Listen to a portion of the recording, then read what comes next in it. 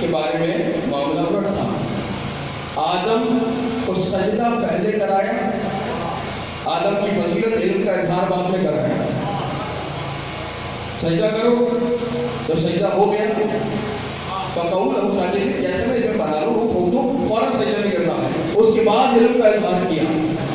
سجدہ پہلے علم کا اظہار بعد میں. لیکن علی بن ابی طالب کے فضائل پہلے, غدیر کی بیعت بعد میں. ایک سامنے سے بولوں گا, علی کے فضائل پہلے, غدیر کی بیعت بعد میں. یعنی اللہ نے کعبے میں پہلے اتارا, من کنتا والا بعد میں کہلوایا, دستے رسالت کا قرآن پہلے پڑھوایا, غدیر کو بعد میں رکھا. ذوالحجہ کے موقع پر مدد کا عہد پہلے کروایا, غدیر کو بعد میں رکھا. بدر کا فاتح پہلے بنایا, غدیر کو بعد میں رکھا. احد میں ذوالفقار کو پہلے نازل کیا, غدیر کو بعد میں رکھا.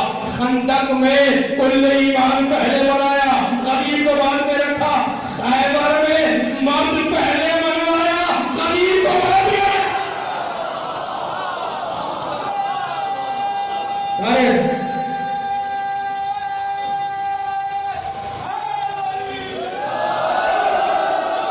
خیبر میں مرد پہلے بنوایا, غدیر کو بعد میں رکھا. تو کے رسالت کے چڑھ کے خطوں کو پہلے توڑوایا, غدیر کو بعد میں رکھا. بیعت کو بعد میں رکھا. ابلیس نے فضائل دیکھے بغیر سجدے سے انکار کیا تھا, لیکن علی کے معاملے میں اللہ نے فضائل پہلے دکھائے. اس کے بعد من کو کہلوایا, اس کے بعد ولایت کا اعلان کروایا.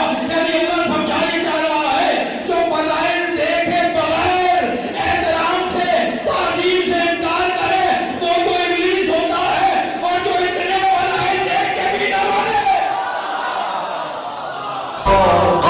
الدو غازی الولی عشق فاطمہ مرتضی علی